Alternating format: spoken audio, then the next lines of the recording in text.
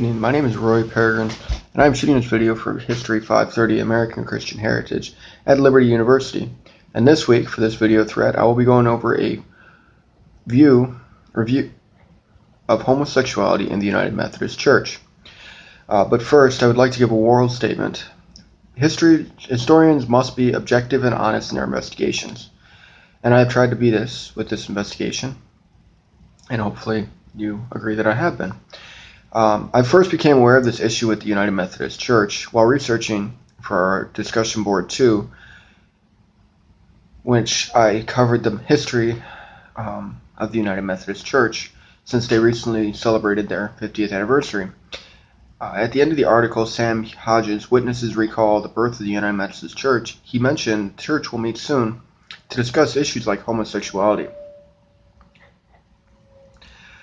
So I began to wonder, well, the United Methodist Church stance on homosexuality. On the People of the United Methodist Church website article entitled, "What is the denomination's position on homosexuality?" they very clearly state their position. Basically, they accept everybody to come and worship, but they will only ordain ministers that are not practicing homosexuality. In their 2016 book of discipline regarding church membership, it says, quote, "All people may attend its worship services, participate in its programs, and receive the sacrament, and become members in any local church in the connection." Then it says in regards to ministry or ordination, the practice of homosexuality is incompatible with Christ's teaching. Therefore, self-avowed practicing homosexuals are not allowed to be certified as candidates or ordained as ministers or appointed to serve in the United Methodist Church. It goes on to state, ceremonies that celebrate homosexual unions shall not be conducted by our ministers and shall not be conducted in our churches. So basically, they're fine if you come and worship, but they don't want you to get married in their church, and they don't want you to become a pastor in their church. However, on the same website, literally one article in front of this one, there's another article entitled "The Conference Voice Support for Gays." It starts out with, at the Idaho Conference, June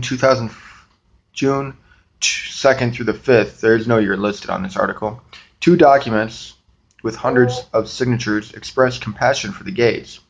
The same article goes on to state, in 2012 General Conference, April 24th through May 4th, in Tampa, Florida, quote, "maintained its language that homosexuality is incompatible with Christ's teachings," end quote.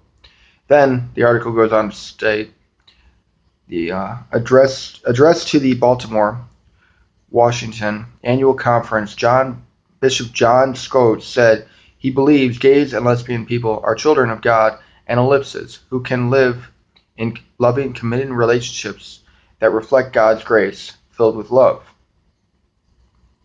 Then below that, again, it states another conference in Minnesota states that they wrote a letter opposing the state's amendment to the Constitution, stating that marriage is between a man and a woman. In other words, the church that refuses to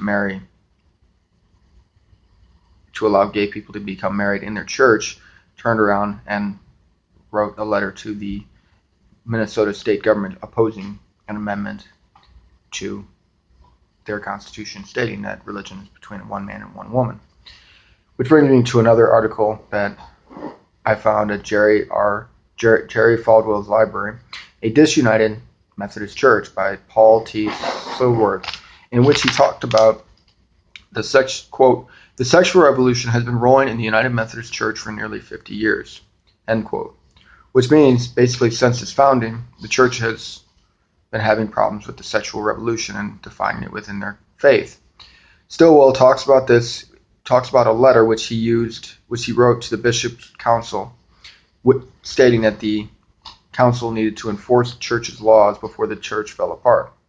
Overall, the United Methodist Church seems to have an issue on whether to accept homosexuality or not accept homosexuality, and I look forward to seeing your comments on this issue below. Thank you for listening tonight. a nice evening.